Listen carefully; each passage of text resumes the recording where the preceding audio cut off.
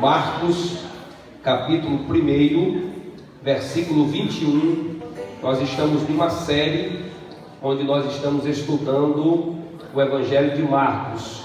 E eu gostaria que você estivesse sempre atento, acompanhando, vindo aos cultos, participando das terças-feiras, porque nós vamos estar analisando capítulo por capítulo, deste livro. Já começamos aí o capítulo 1 até o versículo 20, nas semanas anteriores, e hoje nós daremos continuidade. Quantos encontraram, diga amém. Amém. Diz assim: dirigiram-se para Cafarnaum, e assim que chegou o sábado, tendo entrado na sinagoga, Jesus passou a ensinar, e todos ficavam maravilhados com o seu ensino, pois lhes ministrava como alguém que tinha ou que possuía autoridade, não como os mestres da lei. Mas naquele exato momento levantou-se na sinagoga um homem possuído de um espírito imundo que vociferava: O que queres de nós, Jesus Nazareno? Vieste para a nossa destruição? Conheço a ti, sei que tu és o Santo de Deus.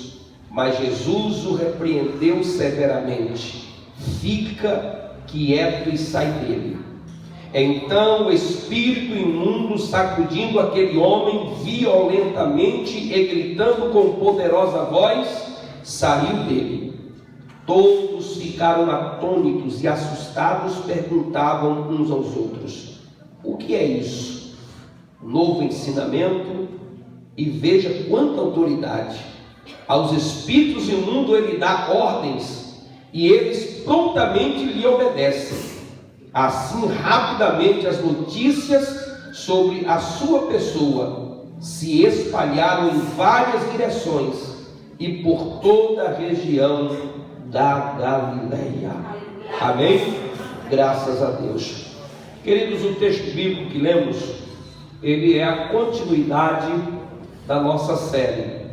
E na semana anterior nós falamos um pouco sobre a convocação de Jesus para os seus discípulos.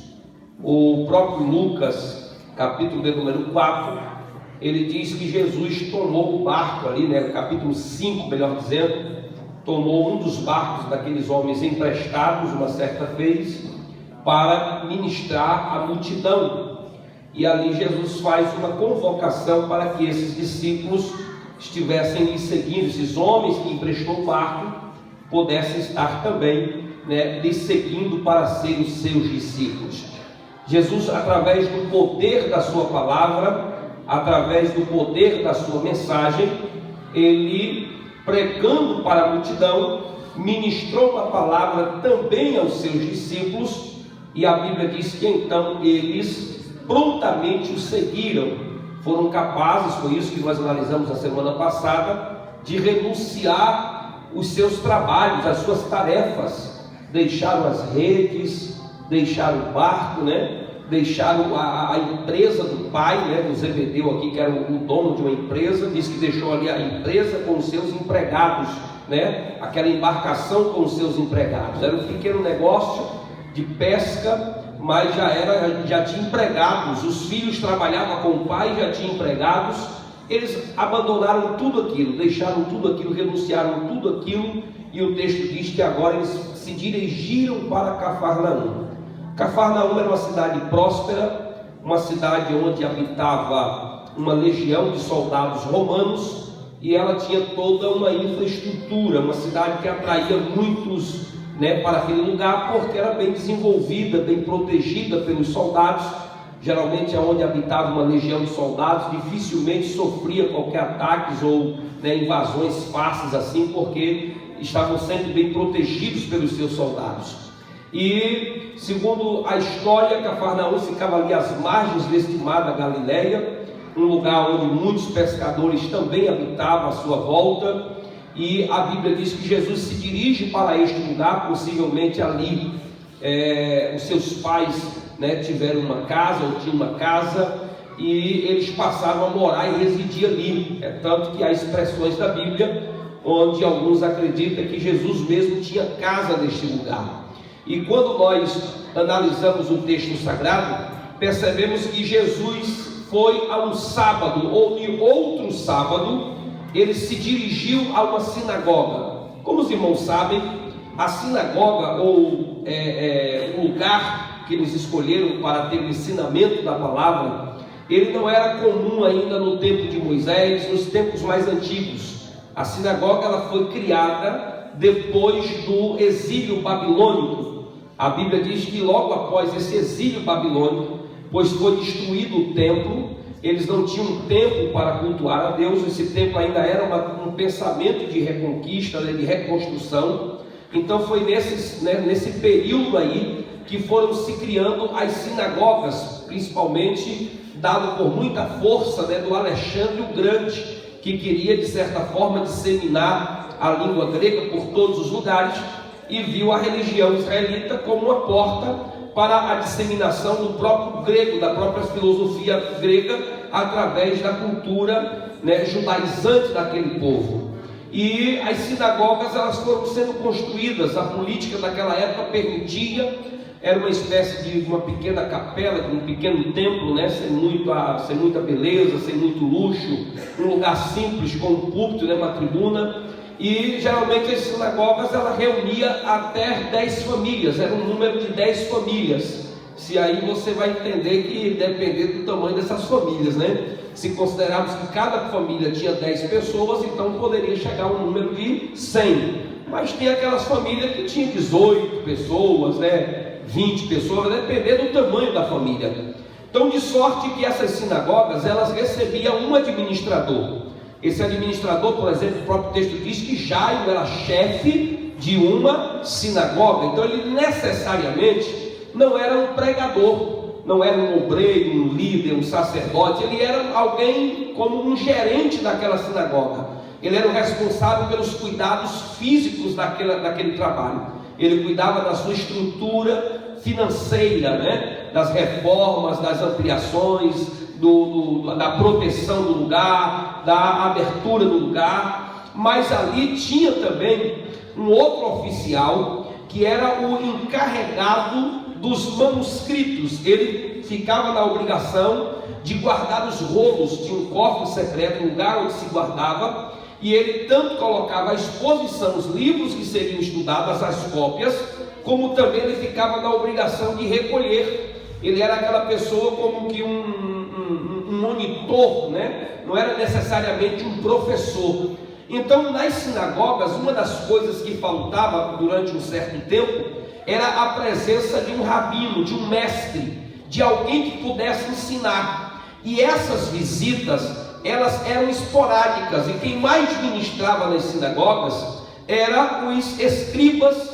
Alguns fariseus se dirigiam para aqueles lugares, ali algumas pessoas dos fariseus, alguns ensinavam, e eram-se destacados esses mestres. Por isso o espaço para falar era muito comum. A sinagoga ela não tinha um formato de culto como se tem hoje, as igrejas têm hoje. A sinagoga ela só era concentrada a oração, a leitura do Torá e a explicação do mesmo. Não era uma liturgia completa de um culto. O culto mesmo só era feito dentro dos templos, ou no templo central em Jerusalém, o local da adoração. Esta era a ideia para que não se dividisse o povo, para se espalhasse cada um dando um segmento para uma religião diferente, ou um entendimento diferente. A ideia é que o sumo sacerdote permanecia um só, e todos eram ligados a ele através do culto oficial estabelecido em Israel.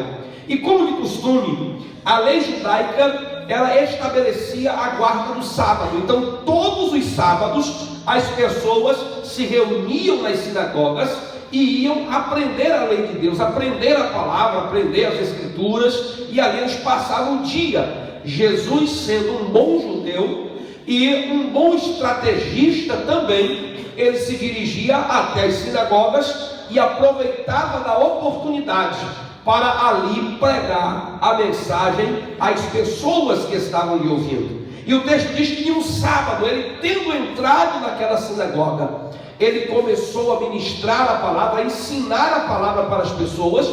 E na medida que ele começou a ensinar, a voz do povo como que uma só. Maravilhados ficaram e disseram: que homem é este? Que ensino é esse, né? Que mensagem poderosa, ele é diferente. Olha como é que ele prega melhor do que os mestres que pregam aqui. Ele é melhor do que os outros, ele é mais sábio, a mensagem dele é melhor, a autoridade, né? Ele fala como quem tem autoridade. Essa expressão, como quem tem autoridade, ela às vezes nos soa um tanto estranho, porque às vezes nós ficamos meio que querendo compreender. Geralmente todo rabino, todo mestre naquela época, quando ele ia ensinar, ele dificilmente conseguia expor o próprio pensamento. Geralmente ele dizia assim, como disse Hilel, que era um dos grandes pensadores daquela época. Futuramente eles iam dizer, como dizia Gamaliel, o Moisés, ele não tinha autoridade em si para falar. Jesus, ele era muito diferente nesse quesito, porque ele dizia: na verdade eu vos digo, Ele não usava essas terminologias, e havia toda uma complexidade, na forma litúrgica, na forma da oratória, aquela mecânica da pregação que era passada para falar com a igreja. E quando Jesus se dirigia aos seus ouvintes, aquilo era muito compreensível, ficava muito fácil as pessoas compreender aquilo que ele queria dizer. Mas se nós disséssemos que era só a linguagem, que era só a técnica, que era só o método, nós ficaríamos muito de forma superficial nessa explicação, porque o próprio texto vai nos revelar que Jesus deixava as suas impressões, ele deixava as suas características da sua pregação. Havia algo que identificava porque ele era diferente quando pregava. Por que ele era diferente? Quando ele parava para ministrar a palavra às pessoas que estavam ali ouvindo. E quando nós analisamos o texto, o que nos salta aos olhos, eu poderia dizer em primeiro lugar, é que Jesus, quando ele falava, ele se dirigia a pessoas, ele olhava para as pessoas e a mensagem dele impactava as pessoas, tocava o coração de quem me ouvia, tocava o coração de quem estava me ouvindo, de quem estava me escutando, pois o texto diz que as pessoas ficavam maravilhadas. Jesus se importava com a presença de crianças, Jesus se importava com a presença de pecadores, enquanto que às vezes os pecadores das reuniões dos escribas eram tirados, não podiam entrar, não podiam se aproximar muito. Um dia Jesus estava na casa de Simão, o leproso, pregando, quando aquela mulher se aproximou e quebrou um vaso pela baixo dos seus pés. Disseram assim: se ele fosse de fato um profeta, ele teria expulso essa mulher daqui, ele não estaria aceitando ela entrar em contato com ele. Então você percebe que o tratamento de Jesus nas suas palavras eram mensagens que se preocupavam com pessoas.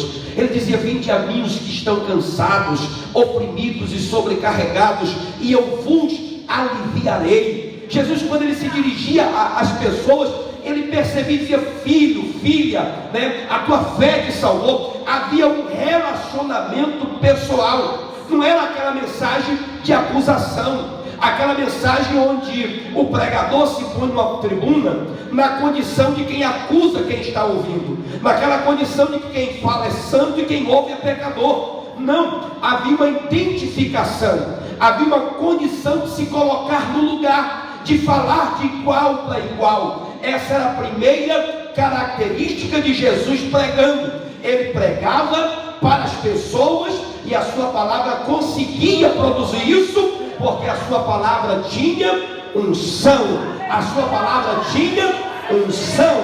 Aleluia, glória ao nome de Jesus. E às vezes as pessoas, quando elas vão pregar, e talvez muitos acabam caindo neste laço de dizer: olha, vocês precisam se consertar, vocês precisam orar, vocês precisam ler a Bíblia, vocês precisam, e se esquece que a mensagem ela precisa estar direcionada a nós na tribuna também, a nós que falamos. Todos, você vai observar, por exemplo, quando Neemias foi pedir perdão pelos pecados do seu povo, ele dizia: nós pecamos contra ti. Ele se enquadrava na mesma condição, de igual para igual. Então quem prega tem que entender que a palavra não é minha, a mensagem ela não é minha, a mensagem é de Deus. E se ela é de Deus, ela vem para exortar a igreja. E pregador é igreja, pastor é igreja, presbítero é igreja, obreiro é igreja, todos são igreja. Então a mensagem ela é direcionada para a igreja do Senhor Jesus Cristo. Aleluia! Quantos estão entendendo esta palavra? Diga glória a Jesus. A mensagem de Jesus era uma mensagem de unção, de graça de Deus para os seus ouvintes. Era uma palavra poderosa, pois o texto diz que ele fala como quem tem autoridade. Ele dizia: em verdade eu te digo. Mesmo quando um doutor ia conversar com ele, Jesus tinha uma palavra de igual. Eu disse isso aqui nas mensagens anteriores, que o João Batista, ele não fazia distinção entre o palácio e a beira do rio. Ele ministrava a mensagem e era uma só, era a mensagem de Deus.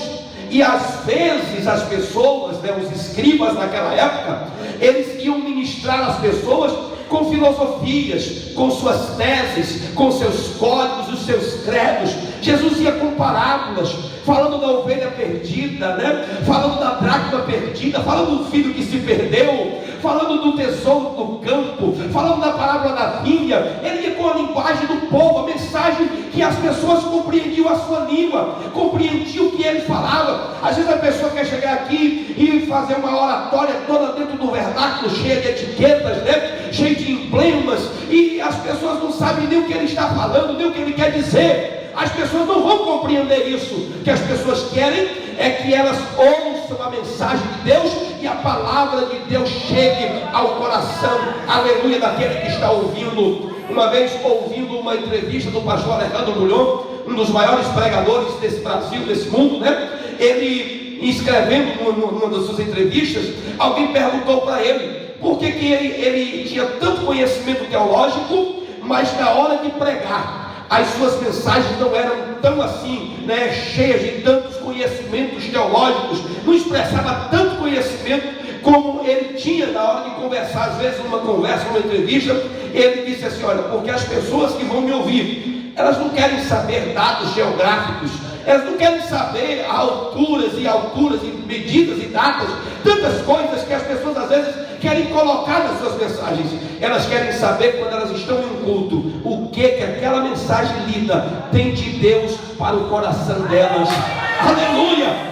Então, irmãos, os dados teológicos, as informações teológicas, elas são preciosas, são boas, são necessárias. É bom que o pregador saiba o que ele está falando, a quem ele está ministrando, que ele tenha conhecimento do que ele está ministrando às pessoas. Mas na hora que você vai falar com as pessoas, elas querem ouvir e compreender. Elas querem entrar aqui e querem sair edificadas. Qual é a palavra de Deus? E Deus diz: essa é a minha palavra. Meu filho, faça. E você faz porque você compreende o que Deus tem reservado ao seu coração. Aleluia!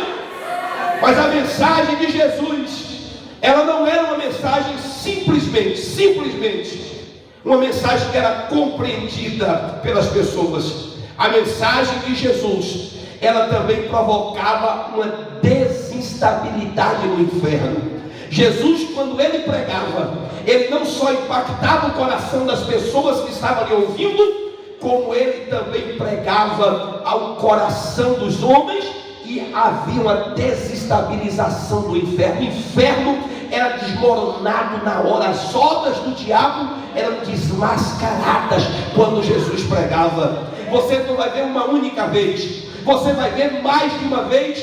Só a presença de Jesus fazer o inimigo se manifestar e o diabo dizer alguma coisa, expelir, sair, se convulsionar, se contorcer, porque a palavra de Jesus ela desfazia as obras do diabo. E o texto sagrado vai nos dizer que aquele homem possuído por um espírito imundo, Jesus estava pregando, todo mundo dizendo: olha que homem maravilhoso, que mensagem poderosa. Mas o texto diz que havia alguém possuído por um espírito imundo, que começou a vociferar, começou a dizer uma palavra brava, terrível, a espraguejar contra Jesus. E entre as falas que ele disse assim: o que queres de nós, Jesus Nazareno? vieste para a nossa destruição, conheço a ti e sei que tu és o Santo de Deus. Sabe o que é que eu aprendo aqui, irmãos? É que a mensagem de Jesus conseguiu desfazer uma obra do diabo na vida deste homem que estava dentro de uma sinagoga. Não é a primeira vez e a única. O texto vai nos dizer que uma mulher também de 18 anos, Jesus conseguiu detectar que o problema na coluna dela não era problema de coluna, era um demônio que fazia aquela mulher andar encurvada. Perceba que aquela mulher frequentava aqueles cultos, e a mensagem daqueles cultos nunca incomodou os demônios que estavam naqueles corpos, mas a mensagem de Jesus foi uma mensagem que quebrou o poder das trevas, e o diabo foi desmascarado para a glória do nome de Jesus Cristo. Quantos podem glorificar o nome de Jesus esta noite? Aleluia. Muitas pessoas vão dizer: olha, os demônios não existem, os diabos não existem, são ideias das pessoas. Alguns que acreditam que era até crença deste tempo, que era até crença do povo desta época, que de fato eles não existiam. Mas quando você vai para o estudo das Escrituras, quando você vai para o estudo da palavra de Deus, você vai perceber que o diabo, o inimigo das nossas almas, ele sempre veio para destruir a vida das pessoas. Ele sempre veio para causar prejuízo ao coração do homem, para tentar colocar a inimizade do homem para com o seu Deus, para afastar o homem de Deus. E não é à toa que a Bíblia diz no livro do profeta Isaías, que quando Jesus viesse, o Espírito do Senhor Jeová estaria sobre ele, ungindo para ele desfazer as obras do diabo. Aleluia! Então, quando Jesus se manifestou como Cristo, aquilo foi uma surpresa para o inferno. Por mais que o diabo soubesse que Deus um dia mandaria o seu filho Messias, porque estava nas profecias, ele não sabia o tempo, em que isso aconteceria. Isso estava reservado aos segredos eternos do Pai. Mas a Bíblia diz que Deus mandou Cristo. E aí quando Jesus entra na sinagoga, aquele homem possuído por um demônio exclama: vieste já para a nossa destruição? Ou já é o tempo de pôr fim ao nosso domínio? Então Jesus disse: emudece-te, cala-te, e repreendeu o demônio que estava naquela vida. A pregação de Jesus era tão poderosa que mexia com as pessoas e também incomodava o inferno. Os demônios não puderam suportar o poder da palavra. Irmãos, deixa eu dizer uma coisa: a igreja do Senhor Jesus Cristo, ela precisa ter uma palavra poderosa da parte de Deus.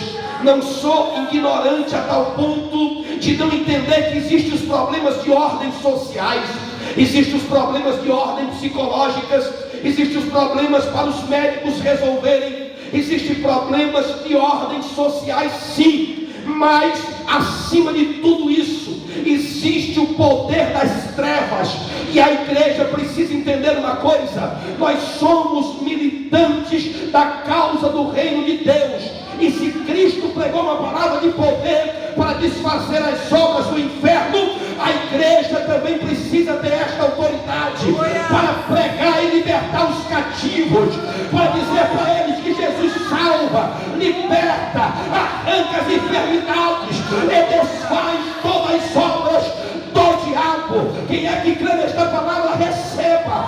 Jesus está dizendo para você esta noite: o poder dele está aqui, e ele pode visitar a tua casa, ele pode visitar a tua vida, ele pode repreender todo o mal e te dar vitória pelo poder que é da cruz de Jesus Cristo, o nosso Senhor.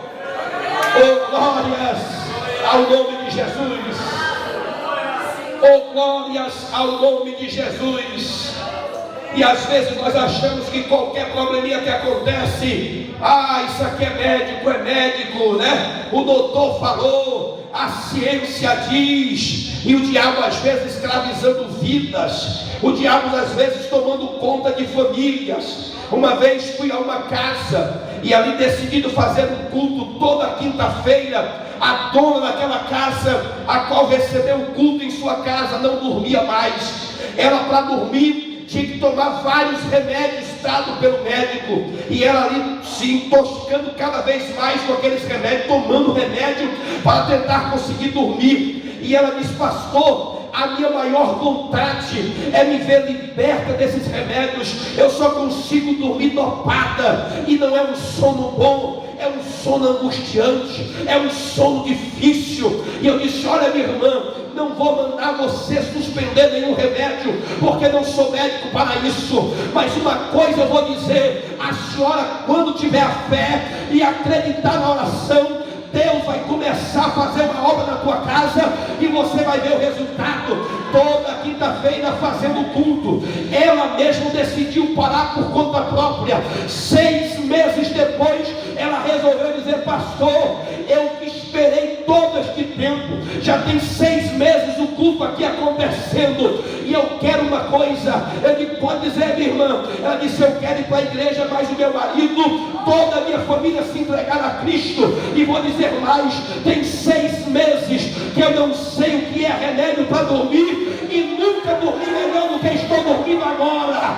Sabe por quê? Porque o diabo quer escravizar, o diabo quer destruir, quer oprimir, quer possuir, mas Jesus Cristo veio na vida, é vida em abundância. Aleluia! Oh, glória! Quem pode levantar a mão e receber esta palavra? Levante a mão e receba esta palavra em nome de Jesus. Em nome de Jesus, quem toma posse? Quem toma posse? Eu estou cheio de Deus para falar para você: conhecereis a verdade e a verdade vos libertará. Aleluia! Oh, glória a Jesus! Oh, glória a Jesus! Oh, glória a Jesus! Aleluia! Este homem era possuído por um espírito imundo, é o que diz o texto. Quando a Bíblia está dizendo que era um espírito imundo, você já imagina as condições que estava deste homem. Quando a Bíblia diz que era um espírito imundo que possuía, eu já expliquei para os irmãos isso aqui em outra oportunidade, mas volto a repetir. Este homem, ele era possuído por um espírito, e há uma diferença entre opressão e possessão. Quando a gente diz que a pessoa está possuída, significa que aquela pessoa, ela é morada de demônios. Quando a pessoa ela é oprimida, significa que a pessoa ela é alvo de demônios, ou seja, o demônio está oprimindo. E a opressão, ela acontece às vezes de forma externa. Ele ataca um problema, a empresa, os filhos, alguma coisa volta para que a pessoa viva oprimida, encurralada, presa a um canto. Mas quando se fala de possessão, é que o inimigo ele já tomou conta daquela casa. Por exemplo, quando a gente falava de cerco na época antiga, que uma cidade estava cercada por outro exército, assim era a opressão. A opressão ela está por fora, mas não deixa a pessoa sair, não deixa a pessoa ser livre. É algo do demônio, mas o corpo não está possuído. Mas quando a gente diz que a pessoa está possuída, significa que aquele exército já invadiu aquela casa. Mas Jesus disse que quando um valente habita a casa, é preciso chegar um mais valente do que o valente e dizer: sai e faz morada na casa. E disse: aqui tu não entra mais, aqui tu não entra mais. Aleluia! Bata no peito e diga: eu sou morada do Espírito Santo. Mas diga como quem tem fé, pelo amor de Deus. Diga: eu sou morada do Espírito Santo. Oh, glórias! Oh, irmãos, eu estou sentindo a presença de Deus nesse lugar. Quantos podem adorar a Jesus essa noite? Quem tem glória na glória, quem tem aleluia na aleluia. Oh, a presença de Deus está aqui, aleluia. E o diabo disse: olha, filho do Deus vivo. Mas Jesus era um pregador que não deixava ser confundido pelo tipo de aplausos. Ele sabia o que era um aplauso, ele sabia o que era uma honra, uma homenagem, mas o que era uma declaração de demônios. que vier nos destruir antes do tempo, né? Viesse nos destruir agora, a gente sabe quem é o Senhor. Eu sei que tu és o Santo do Deus vivo, mas a palavra que Jesus usa é fique quieto e sai dele. Esta palavra fique quieto, ela é uma palavra do grego original, e ela diz assim: emudece, ou fica mudo, sem voz ou sem palavra. Quando o texto diz fique mudo ou emudece-te, cala-te, é a mesma palavra grega que aparece no capítulo de número 4 do livro de Marcos, quando Jesus atravessou o mar da Galileia para libertar aquele endemoniado de Gadara. A mesma palavra que Jesus disse ao mar: emudece-te. Jesus estava dizendo para este espírito, ele não deixou este espírito conversar. Eu não tenho só este versículo, eu tenho mais textos da Bíblia que me dá base para que nós não fiquemos entrevistando o demônio ou acreditando no que o demônio fala. Tem gente que diz: não, o demônio tem que falar o que vai fazer. O que você quer nessa vida? O que você vai fazer nesse corpo? Jesus não deixou nem o demônio falar. Disse: olha, emudece-te. E há outros argumentos que alguém vai usar quando Jesus perguntou o nome para que dissesse legião. Não, futuramente nós vamos explicar sobre isso, mas a Bíblia está recheada de base, porque nós já sabemos o que o diabo quer, irmãos. Nós já sabemos o que o inimigo quer de uma vida. O que é que ele quer de uma vida? Eu preciso perguntar ao pai da mentira, que nunca se firmou na verdade, o que é que ele quer com aquela vida, o que é que ele quer com aquela pessoa. Se eu já sei o que o diabo veio fazer, se eu já sei quais são os planos dele para a vida de todo ser humano, que é afastar o ser humano de Deus, que é destruir o ser humano, e eu sei qual é a obra do meu Cristo. O meu Cristo veio para desfazer as obras dele. Então, se ele está no corpo, o que é que eu tenho que fazer? É dizer: emudece-te e sai em nome de Jesus. É para sair, não pode ficar. Sai em nome de Jesus. E o texto diz que Jesus disse: emudece-te e sai. E o texto diz que ele violentamente. Marcos escreveu, mas Lucas deixou bem claro que apesar do homem cair no chão, não deixou ferido, mas o homem se contorceu todo, o diabo exclamou, ficou como que irado, furioso, mas teve que sair. Pela própria atitude dos demônios do Gadareno, de pedir para Jesus não os mandar de volta para o inferno, você entende porque o inimigo aqui resistiu tanto na hora da ordem. Mas a ordem não foi uma ordem qualquer, foi a ordem de quem prega com poder e com autoridade, foi a ordem daquele que desfazia as obras do diabo. Então a mensagem de Jesus, ela estava libertando aquele homem, trazendo vida, quebrando as cadeias. E para finalizar, eu digo ainda esta noite que a mensagem de Jesus é a graça de Deus para os corações feridos, porque este homem agora já não era mais possuído. Este homem agora retornou para sua casa, retornou para sua família, retornou para o seu lar em paz, em sossego. A palavra de Deus, ela traz graça em meio às mazelas e dores desta vida. A palavra de Deus, ela cura o ódio, ela cura o rancor, ela cura a ira, ela arranca todas as mazelas e cadeias do coração do homem. É por isso que eu amo este evangelho, porque este evangelho transforma o homem em perdido, em um salvo, daquele que perseguia, agora em um perseguido pregador do evangelho. Esta palavra alcançou a mim, alcançou você, transformou a tua história, transformou a tua vida, e hoje você está aqui para a glória do nome do Senhor Jesus Cristo. Oh glória! Quantos já foram alcançados por esta palavra? Esta palavra te alcançou. Esta palavra alcançou a tua vida, alcançou a tua família, alcançou a tua casa.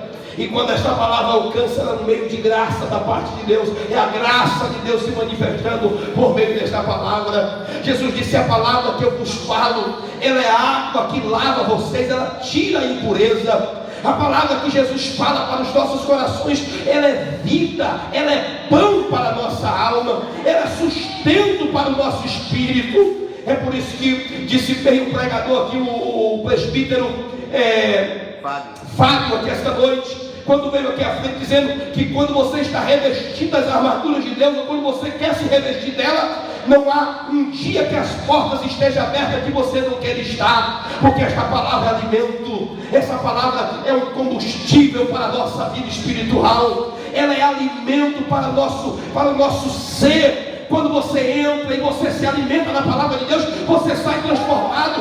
Ela é uma vacina contra o pecado, ela é uma vacina contra todos os erros que quer tomar conta da alma do homem. Então, quando Jesus pregava nessa sinagoga, ele não só trazia a palavra às pessoas, a palavra dele desfazia as obras do diabo, e ao desfazer as obras do diabo, ele estava levando paz para cada vida que estava saindo daquela sinagoga. Quando as pessoas saíam daquela sinagoga, o texto diz que por onde elas passavam, elas iam dizendo umas para as outras, a notícia começou a se escolher, a se espalhar, e o povo dizia: vocês viram Nazareno pregando? Você viu aquele rapaz não é doutor, aquele rapaz não é da escola de Gamaliel, ele é um carpinteiro. Que carpinteiro é esse? É o filho de José, o Nazareno. Você viu que palavra poderosa? O demônio se manifestou, ele nem encostou, ele não levou flores, ele não passou ramo, ele não jogou nada, nem sal, não, ele só mandou uma palavra e o demônio saiu. Todos saíram daquele culto maravilhado, e o tema da vida das pessoas era Jesus. Que palavra que Jesus deu, que palavra que Jesus fez, que palavra que Jesus mandou. Irmãos, o culto onde a palavra de Jesus está é assim. Você sai do culto e você sai dizendo: olha que palavra boa. Jesus usou o pastor hoje, Jesus usou o pregador, Jesus usou o cantor. A palavra de Jesus chegou para os nossos corações. Quando as pessoas recebem a palavra de Jesus, o tema do culto é Jesus. Diga para o irmão que está ao teu lado: quando as pessoas recebem a palavra de Jesus, o tema do culto é Jesus. Ah, irmãos, você não sabe por que tem tanta gente com problemas hoje, porque o tema do culto para ela não é Jesus. O tema do culto é tudo menos Jesus. O tema do culto foi o namorado, o tema do culto foi a roupa de ABC, o tema do culto foi a vida alheia, o tema do culto foi se o som foi bom, se não foi bom, se tocou, se não tocou, se cantou, se não cantou. O tema do culto é qualquer coisa, redes sociais e qualquer comportamento inadequado para um culto. Mas quando o alvo do culto é Jesus, a gente recebe a palavra, saímos transformados da porta para fora. Sabe por quê? Porque a gente recebeu a palavra de Jesus, e aí o tema depois do culto é Jesus. Olha, Jesus falou, olha que palavra boa, olha que mensagem boa. Quem é que está recebendo? Adora ao nome de Jesus. Eita, glória a Deus. Quem pode glorificar Jesus? Quem pode adorar Jesus esta noite? Deixa Jesus ser o tema do culto, e quando sair do culto, saia falando dele. Isso, saia falando de Jesus. Deixa a notícia correr, deixa a notícia se espalhar. Diga para as pessoas: hoje o culto foi maravilhoso, o louvor tocou a minha alma, aleluia, Deus falou ao meu coração, eu peguei a palavra, o espírito mal saiu, a enfermidade saiu, Jesus curou, aleluia. Fica de pé e deixa eu orar pela tua vida em nome de Jesus. Oh glórias, oh glórias, oh glórias. A presença de Deus está aqui, irmãos. A presença de Deus está aqui. Quem está recebendo a palavra, quem está recebendo, oh aleluia, feche os seus olhos em nome de Jesus. Jesus é o tema do culto para você hoje. Jesus tem sido o tema do culto para você. Você tem recebido esta palavra de Deus? Oh glória a Jesus. Então pegue esta palavra agora. Se está tendo algum espírito mal, alguma obra contrária de enfermidade, alguma seta contrária do inimigo querendo possuir a tua casa, a tua família, querendo atingir os teus, querendo atingir os teus amigos, os teus parentes, Esta noite é noite de você aproveitar que o tema do culto é este: a palavra de Cristo tem poder. A palavra de Cristo, ela tem poder e autoridade. Então toma posse dessa palavra e diga: Jesus, a tua palavra mora em mim, a tua palavra mora na minha vida, a tua palavra está escondida no meu coração. Aleluia! E eu tomo posse desta palavra. Jesus está quebrando todo mal. Jesus está quebrando toda obra contrária, todo espírito imundo, oh meu Deus, aleluia. Deus está quebrando agora, aleluia, aleluia, aleluia. Quem pode adorar, quem pode adorar, quem pode adorar.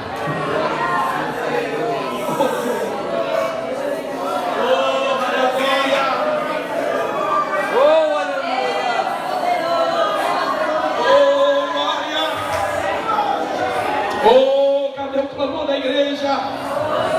Clame agora em nome de Jesus. Peça para Deus fazer a obra lá na tua casa, na tua vida. Você que está vivendo com insônia, perturbações, pesadelos, você que está ficando preocupado, angustiado, já não consegue mais dormir porque tem sido vítima das perturbações do inferno. Em nome de Jesus, eu declaro agora que toda obra do diabo seja quebrada pelo poder que há no nome de Jesus. Aleluia! Oh glórias! Oh glórias! Oh glórias! Ura na cana na vassoura cana na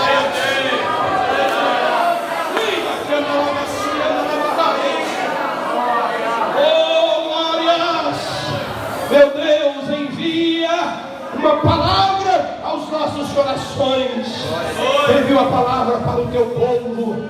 E que esta igreja seja abençoada.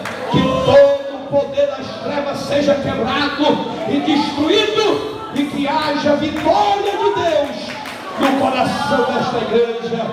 Que haja vitória de Deus na vida das famílias, na vida do teu povo, meu Deus. A igreja que crê diz, a igreja que crê diz, a igreja que crê diz. Oh glória, vamos aplaudir o Senhor. Podemos cantar, queridos.